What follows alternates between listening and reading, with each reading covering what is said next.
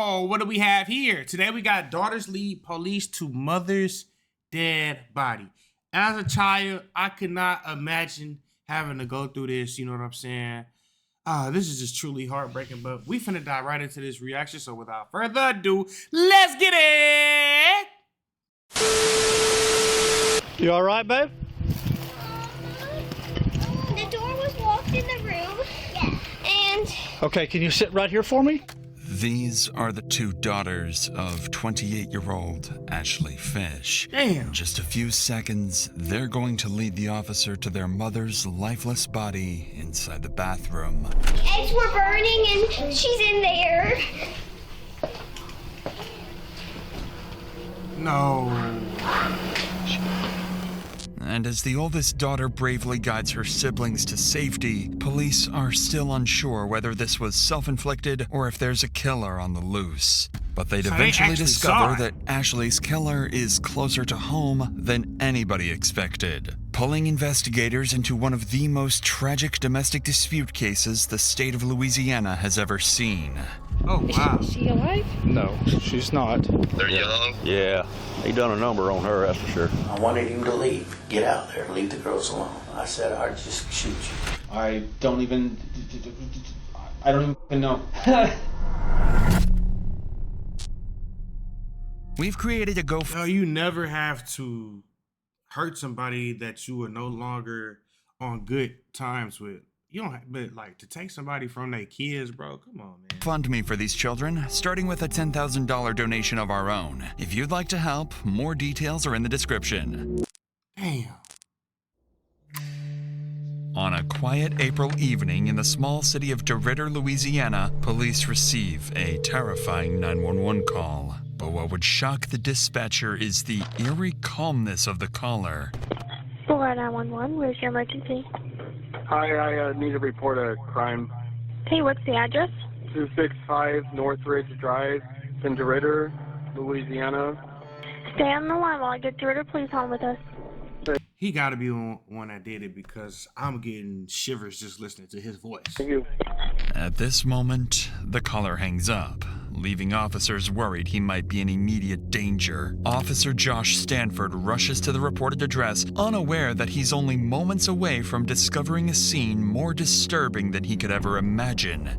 Oh, God.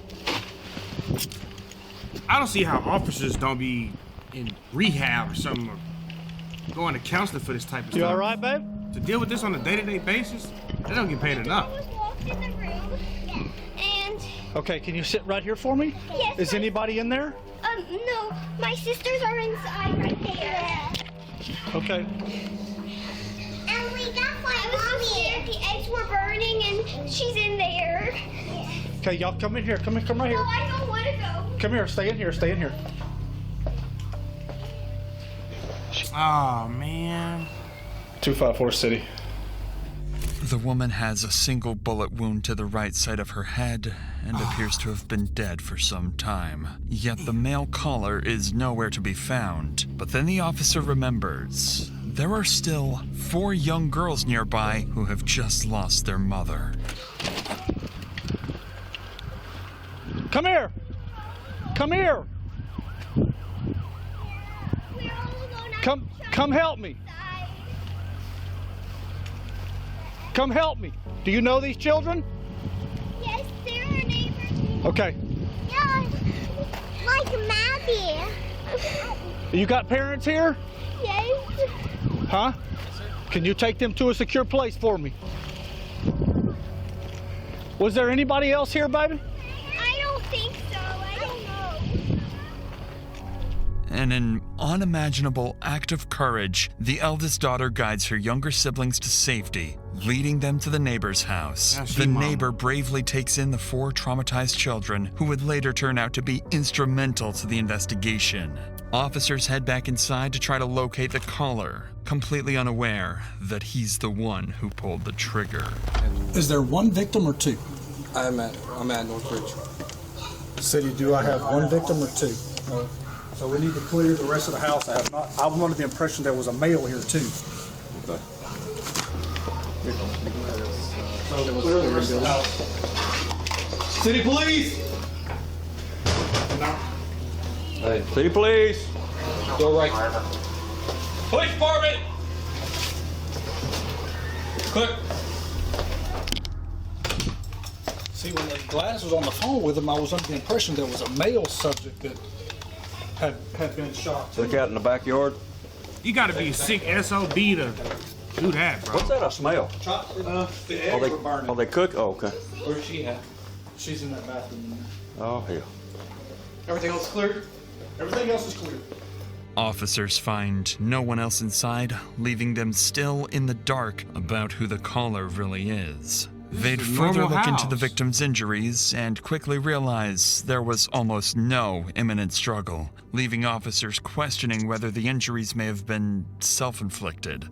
But before anything else, they still need to identify the victim, and this is when the officer would make a devastating discovery, one that would turn this into a far more personal case. I didn't want to wait till you got here before I started trying to find an ID or anything. Let me. Hey, you want me to turn the stove off? Yes.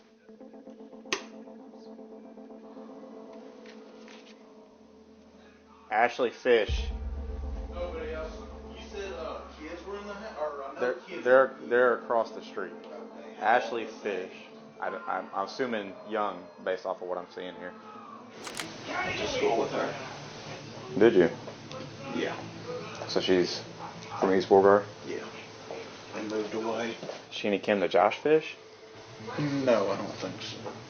She's your age though, or? Yeah. We graduated together, so we're about the same. Lead Detective Cooley immediately recognizes the name, 28-year-old Ashley Fish. He knew Ashley as a DeRitter local, someone who married her high school sweetheart and had only recently moved back to Louisiana from Texas. Determined to find answers and uncover who murdered his friend, he turns to the neighbors for more information. Meanwhile, other officers begin reviewing neighborhood CCTV footage, searching for anyone who may have been at the house besides Ashley and the children. And they're about to discover that someone else was indeed inside. Someone who is already on the run.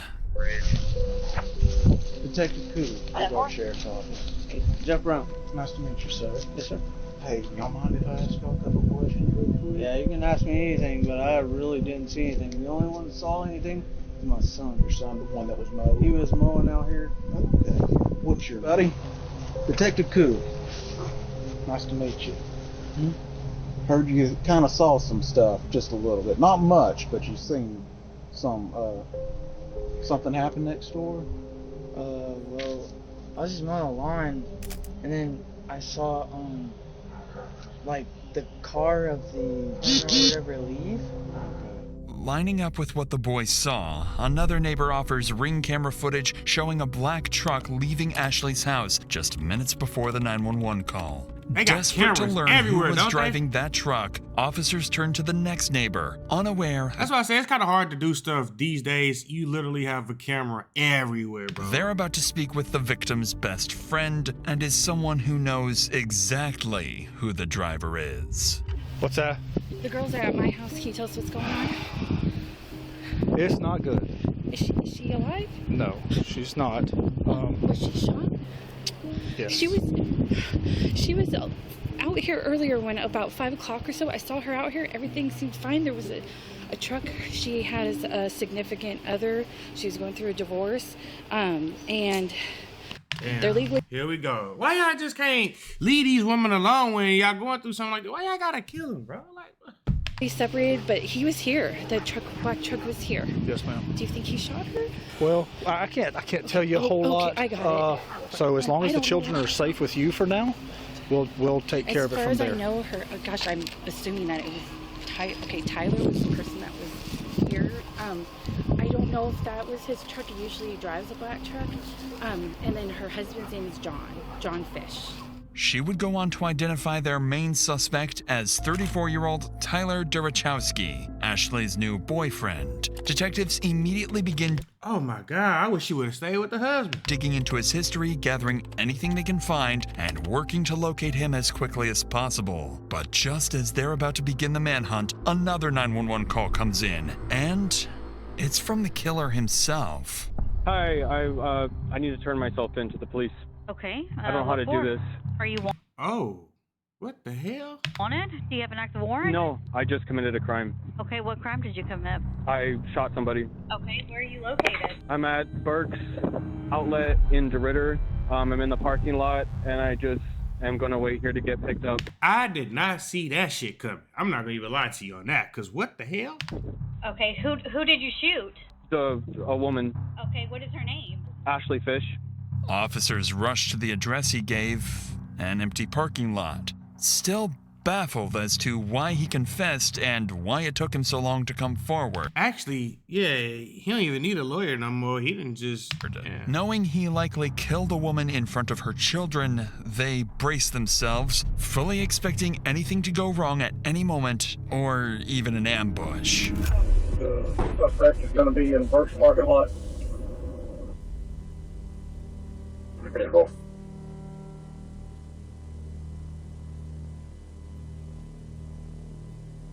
Okay, so the easiest way to do this is sit down on your butt and just turn your legs in, okay? Simple. Understood. Yeah, they still gonna be looking at him crazy, because why would you leave the scene of the crime? Are you out with that subject at first? Can I disconnect?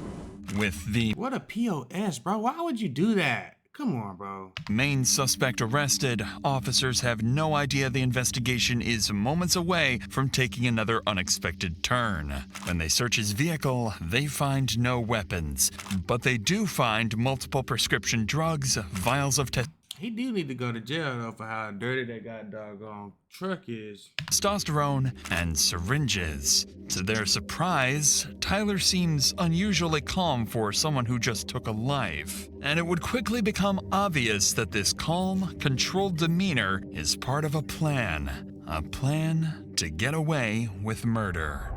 If you're still comfortable talking to me, can you tell me a little bit about what happened out there? This woman and I got in an altercation last night. Things were kind of falling out between the two of us, just relationally, and I was getting ready to move back to Oregon.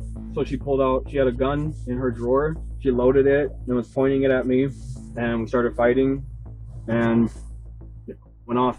Tyler insists he shot Ashley in self-defense after she pulled the pistol on him. If it was self-defense, you were supposed to stay at the scene of the crime. You leaving the scene of the crime just kind of kills that whole... Immediately complicating the investigation. Once he's brought into the station, officers relay this information to the team at the scene, who would begin searching for anything that might support his claim. And unexpectedly, they do find one piece of evidence in Tyler's favor: the murder weapon itself. Here's what I've got right now. I know you got a lot of information coming in. Cameron has got the suspect, Tyler Grabowski, over at Park Terrace. He gave himself up without any problems. and he told y'all that he did it. Yeah. You see the hair in it. I've called in the serial number. It's gonna be a Smith & Wesson. She been here for a minute? If I had to guess, I mean, 'cause she's still having some coming out of the wound. She's still pretty warm, and if I had to guess, I'd say it's been between 45 minutes and an hour and 20. Was that sitting right there? Yes. Alright, so once Oh, damn, this just happened. they run the strip, we'll be back out and we'll get a search warrant. Is that 40 caliber? Detectives still find no evidence of a struggle, but they do discover something unexpected. After running the gun's serial number, it comes back not to Tyler, but to Ashley herself, meaning his version of events may not be entirely false. And with that, investigators begin to grasp just how little physical evidence actually ties Tyler to the shooting. They then finish processing the scene, send Ashley's body for autopsy, and her phone for forensic examiners to be unlocked. Shortly afterwards, the grandparents arrive at the scene to pick up the 4 traumatized children into their care. It's at this point that it becomes clear. The oldest daughter witnessed something she will wish she never had. I've got some grapes and some strawberries. Yummy. Yummy. Are y'all hungry? The one you want to talk to is yeah, she supposedly told my wife that she saw something and she didn't want to talk about it. I know. Hey, my babies. Hey. Pop off. Papa. Hey, baby. Here, I'm going to pick you up. This brings a small sense of relief to the officers, knowing the children are finally away from the horrors inside. But now comes the most difficult part. Calling Ashley's ex-husband, John, and informing him that she is dead. I pray I never get that kind of call, bro. Oh, man! Detective Cooley asks John to come to the station for questioning as soon as possible. And while Tyler anxiously waits for his chance to speak, detectives make a deliberate decision to start with John instead. But the longer Tyler waits, the more agitated he becomes. And by the time they will finally sit down with him, he will snap. I've never had someone do that to me. I've never had someone get that mad at me that they load a weapon. 1 hour after Ashley's deceased body was discovered, John arrives at the station. John explains that he and Ashley were together for over a decade. They had their first child young and went on to raise 4 beautiful daughters. Oh, man. But the detective, one question matters most. What does John think of Tyler? Is he capable of hurting Ashley, or was he simply in the wrong place at the wrong time? But before that, something else weighs heavily on John. He still has to explain to his daughters why they will never hear their mother's voice again. I just want to let them know that she's no longer with us. Mom's no longer with us, you know. She's an angel now. Yeah. The 6-year-old and 4-year-old, they don't really know. They're kind of like, oh, she's an angel. They're going to talk a little bit about it, and they're more concerned about how she's flying and everything, you know. Right. I don't know what she's seen or not, but that's got me real bent out of shape, you know.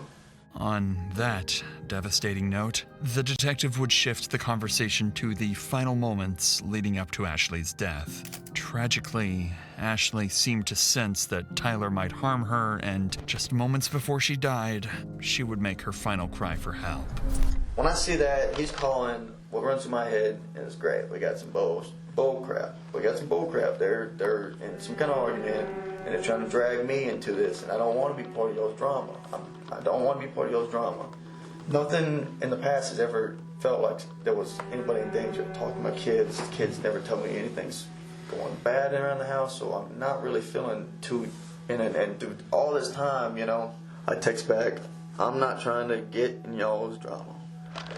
That's when she texts, he won't leave, I know. As soon as I got that, when I actually looked and seen that he's not leaving, I called. And she's like, hello.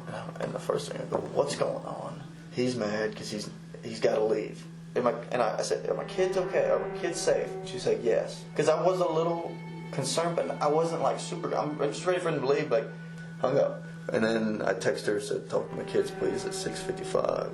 I just couldn't get a hold of her, and I was like, this is weird. This is just, you know, it was just odd. This is the moment. At 6:55 p.m., John lost all contact with Ashley, and with it, the hope of ever rebuilding a... Oh, man, I couldn't imagine going through this, bro, and oh, man, this is so sad. ...future with her. Shortly thereafter, Detective Cooley wraps up his interview with John, who has made one thing clear. Ashley was a loving mother, incapable of harming anyone, and she deserves justice. Still not ready to begin Tyler's interrogation, fully aware I don't even want to hear shit he got to say, honestly. That physical evidence against him is alarmingly weak, the detective instead brings in Ashley's other relatives to give their statements, hoping to better understand Tyler's character and whether he truly is a cold-blooded murderer. And it doesn't take long for one thing to become clear. Every one of them deeply distrusted Tyler, to the point of even threatening his life, fearing he might one day snap and hurt Ashley. You know, I did threaten him. You know, I wanted him to leave. Get out there, leave the girls alone. You know, I said I'd just shoot you, you know, but I didn't, you know. And I went home, and my wife and my daughter, you know, they talked some sense into, you know, but I mean, thoughts crossed my mind hundreds of times now, you know. If I'd have carried it. I bet he wish he could have just went ahead and took care of that, you know what I'm saying? Because I know as a dad, I would do anything to protect my child, bro. Get out, I know it's bad, but they'd have their mama, He's there, and he comes out, and I think he shook my hand, and I'm like, you know, hey Tyler, nice to meet you, and whatnot. And he just goes straight in the door and picks up Ashley's guitar and goes and hikes his leg up on the damn trampoline and starts looking at the moon and playing guitar. And I'm like, Ashley, what in the f*** is he doing? Can we just go inside? I don't want to hear this prick playing or something. You know, just something. He stops, and he come over there to pull us apart, and I just rear back and punched him in the side of the head. And I had told her. So that's 2 counts of somebody not liking this dude's presence. He needs to go. You know, you need to get this done and get it done. Get him on the road. You know, last couple of weeks she told me she had made her decision. He did have to go, and this time it was for good. She said, I will be alone. And then this other guy, and I talked with my wife about it. I said, I don't understand why somebody that supposedly has got their living already set, you know, they ain't even got to work for a living to start seeing somebody that has 4 kids. He has no kids. I said, the only thing I can think of is maybe he's a damn I said, that sounds suspicious to me, you know? Facts. Why do you want somebody to have so many kids when you have none? It quickly becomes clear to the detective that Ashley's relatives all wish she had stayed with John instead of Tyler, a walking red flag fully capable of snapping at any moment. But everything else investigators have is still circumstantial. Still, there's hope. Police did find some concerning items in his car, multiple anabolic drugs known to affect mood, judgment, and irritability. However, even with these findings, detectives are grasping at straws. Yet, with time slipping away, Detective Cooley knows he can't wait any longer. It's time to come face to face with their killer, who, by this point, has been waiting for hours, growing increasingly impatient to speak. With the right lawyer, he has a real chance to walk free. Without one, a single wrong word could now cost him his freedom for life. And Can we please go with the without the lawyer for 200? For Detective Cooley, this isn't just another case. Ashley was his friend, someone he had known for years. Now he has to sit across from the man who has already confessed to killing her. Okay, if I record. I would have been like, look now here, bitch. Nah, I'm playing. Help me keep everything in track, so. My biggest thing is I want to know who you are, because that's very important. We need to know who Ashley is. That's very important. It's not just the events of what happened tonight. It's the whole totality of the history with you guys, because that's going to help best explain everything that led up to where we're at. I'm gonna tell you that you remember the saying, "The truth will set you free." The truth will set you free in here. It's up to you. I can't make you. I would love to know. We would all love to know, just for the sake of you. And for the sake of Ashley, obviously. I mean, I feel like giving a statement just because I'm here. I don't know how long we wait for a lawyer to get here or whatever, but I just wanted to talk about what happened, tonight. So I don't know if that's, I think it's important, Okay. because right now we've got, obviously, I think I need to tell what happened. I left about 6 p.m., a little around 6 p.m. I'm not even quite sure when it was when I called the actual police department. I called 911. What I had left it as, there were 4 children in the house and a woman. From the outset, detectives suspect Tyler has a plan, and that turning himself in may have been his first step in trying to appear more innocent. And as the interrogation unfolds, appearing innocent would have been him calling it in as soon as it happened, calling EMS, them trying to whatever. That would have been like, that plan, but he didn't do that. He left and told them where he was at. Becomes crystal clear. Everything that happened that night was, according to him, Ashley's fault. Of course it's gonna be her fault. She can't hear They can't with a loaded weapon. I can't think of the word right now. Never initiated violent contact on her like that. I'm not the one that pulled the gun. I don't have the gun. I don't want the gun. I don't want to in disputes with a gun. No intention to shoot Ashley. No. I've never had. I don't want to take a mother away from her 4 kids. That's not my thing. I close the door. I lock the bedroom door to the bedroom so the kids don't go in there. I had emptied out the gun. It was empty, and I left it there, and I went out. I didn't know what the fuck to do. I'm sorry. I wasn't perfect. The kids were there. There's a 9-year-old there that's really responsible and was watching the kids. The neighbors were outside across the street, or I had seen neighbors outside at one point across the street. I felt like I just needed to go and be like, this just happened. So I drove to the parking lot down the street and just called 911.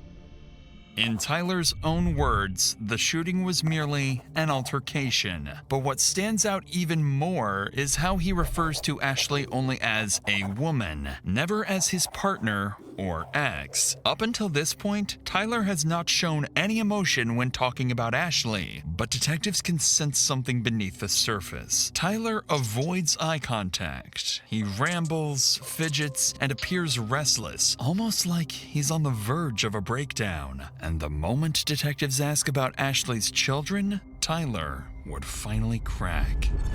And she's got how many kids? 4 kids. Were they all at the house tonight? Yes. Okay.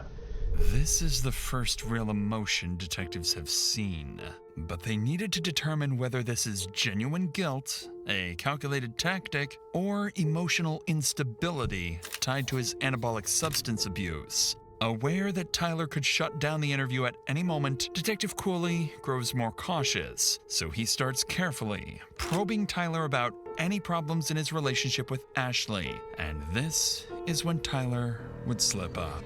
I was married for 5 years, and I felt like a man of honor, and I had a ring on, and I was proud of it. I was proud to be married. I was proud to be a good husband, and I fell into this weird relationship that I never wanted, to be in. I've never wanted to be a part of, and I just went down this road that I just kind of felt like I could never escape from. It was like drowning in it, So I'm just like I was able to divorce in Oregon, it went through in just a couple months, and it was finalized and it was done. Her thing has been a year. Right. It takes a year for them to do the separation process and everything, and so we've just been kind of in that whirlwind of back and forth with everything and stuff. And when I ask you if you married and you tell me yeah, and y'all divorced, but y'all separated, but y'all ain't divorced yet, I'm getting the fuck out. You know what I'm saying? I don't got time for that.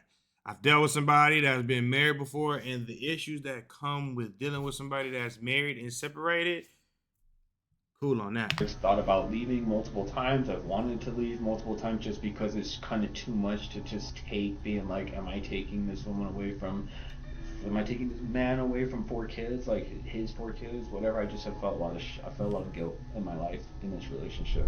According to Tyler, he felt guilty and was planning to walk away from the relationship. But detectives already know this isn't true. Ashley's ex-husband has already shown investigators messages in which she repeatedly complained that Tyler refused to leave. Additionally, detectives Big dummy uncovered love letters exchanged between Tyler and his ex-wife, proof he wasn't trapped at all.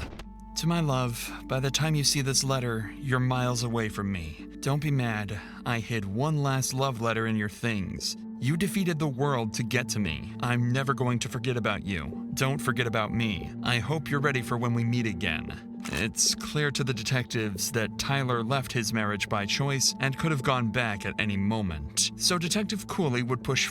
So why would you leave a marriage, bro? There wasn't no cheating, wasn't no infidelity. What happened? Further into the dynamics of their relationship, asking whether things had ever turned abusive. It's at this moment that Tyler's mask would slip, revealing a deep insecurity about his masculinity and a resentment towards Ashley he could no longer hide. Has it ever become physical? Has she ever hit you, struck you, kicked you, slapped you? Slapped a couple times, just kind of slapped with cat with things, shoes or something like that. She's hitting me with shoes and stuff. Out of anger? Frustration, yeah. She hit you hard? Just I don't want to sound like a she just slapped me with her slippers. We're talking about it's kind of like that across when she was mad about something, yeah. Okay. So, the way I picture is if my wife's agitated with me or aggravated with me, she pops me with something. Yeah. Are we saying something like that, or are we saying she aggressively No, pops you with something. I'm saying middle ground of that, just kind of pissed about something, but just that's how she's reacting to it. But she wasn't overly I'd never seen a level of aggression to this point with the gun. I don't know where that came from. I have no idea. I've never seen her do anything, pull any shit like that ever. I didn't even know she could. But now, Tyler would inadvertently reveal something far more disturbing about himself. As part of their custody agreement, Ashley wasn't allowed to have anyone stay overnight, including Tyler, a rule he knew very well. And as soon as their relationship began to fall apart, Tyler's first instinct was to expose that violation to her ex-husband, knowing full well it would cost Ashley custody of her children. Aw, bro. And so this dude don't care about them kids. So our relationship was really falling out here, and I threatened to tell him the truth when I was getting ready to leave. I was going to call her husband and be like, I've been spending the night here. I don't know what legal ramifications it's going to have for you guys in your life and your world. I've been in this relationship with you. This relationship has hurt me in a lot of ways. I've sacrificed a lot of things. And for me to go and have closure, I think that like I'm just going to let John know the whole truth. I think he deserves to know the truth. And I'm sorry. It was kind of an ugly ending for both of us, this woman and I. Tyler has... Bro, you didn't even have to do none of this, though. You could have just left. Just shown how quickly he can retaliate and how easily he could justify harming Ashley whenever he felt the need to do so. But according to Tyler, what happened next wasn't just another argument. He claims Ashley suddenly escalated the situation to a deadly level by pulling a gun on him. She has a loaded gun, or she has a gun in her drawer next to the bed, and I was in the bedroom talking with her, and she loaded her gun and cocked it back and basically told me that she wasn't going to let me call and tell. And so this just went to like 1,000, like 0 to 1,000 in like one blink of an eye. I'm like, you just threatened a mother that with her kids, bro. Like she's gonna lose her kids. Like, what do you mean? In the bedroom talking with her, having a normal conversation, and she's like loading a gun in front of my face, and she has a pistol. Like literally packing some stuff, putting some stuff in the drawers. I wasn't doing shit. I didn't hit her. I wasn't like fighting her or anything. I was just talking. And she like loaded her gun and was pointing at me. I just know that like that's where that started from. And I'm not saying that to like dig myself in the grave like, oh, the past, he never saw it happen and now she did it. That sounds like bullshit. No, she did it though. I'm a man. I'm a lot stronger than her. I was aggressive, but it was like, she's shot that gun before. She knows what the fuck she's doing with it. I don't shoot guns. I didn't like barely shot a gun in my life. And so the whole way it happened, I feel like for me, I didn't mean to do anything. I didn't mean for her to do anything. It was like, basically felt like it was like just fighting for my life. And I feel like it was like, this is how it ended. According to Tyler, this chaotic struggle wasn't aggression. I don't know. I don't believe him, y'all. Do y'all believe him? I don't believe bro. Was survival. Detectives continue to press for details about what happened in the bathroom, and what Tyler would say next would either support his self-defense claim or unravel it completely. Okay, how long from the time she came into the bathroom to where it escalated to the point she gets shot? Talking about seconds or minutes? 2 minutes probably. Talk to me just about struggling. Those 2 minutes. Talk just to me fighting, trying to. It's a combination of talking, moving the gun around each other. Just like I'm trying to grab her, I'm trying to hold on to her. It's just like it was just felt like it was like fight for survival. I don't know what was going on. I felt like she was going to kill me.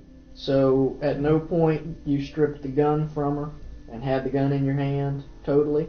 Not until it was over. Not until she was on the ground. Were you on top? Was she on top? Behind. You were behind, like kind of like this, like kind of trying to do like a chokehold shit thing or something. She was like trying to get the gun to me, so it was just in our general facial areas. Okay. After the shot, what happens? I don't even. I stood there and I couldn't believe what the fuck happened.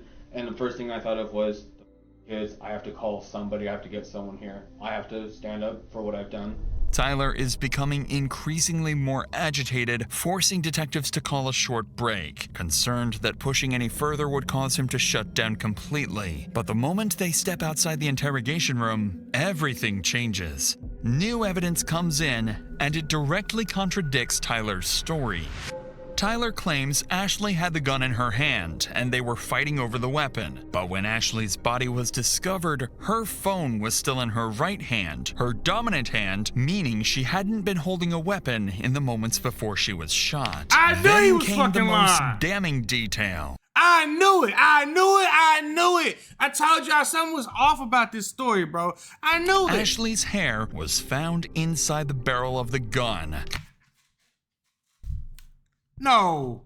Combined with skull fracture patterns, it proved the weapon had been firmly pressed against her skin when fired. This wasn't self-defense. This was a cold-blooded execution. This was exactly what detectives needed. Armed with this evidence, Detective Cooley re-enters the room, and this time, he's ready to confront Tyler about his story. But to the detective's surprise, his controlled demeanor has disappeared, and Tyler is about to lash out.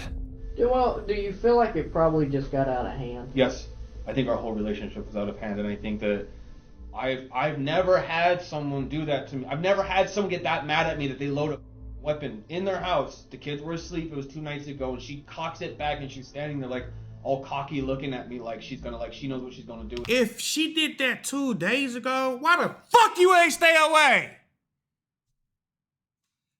You pull a gun out on me, you ain't never worried about, you don't never gotta worry about seeing me CB3 at all. What? 2 nights before she pulls a gun out on you. Baby, you blocked. You're done. Who going back to that?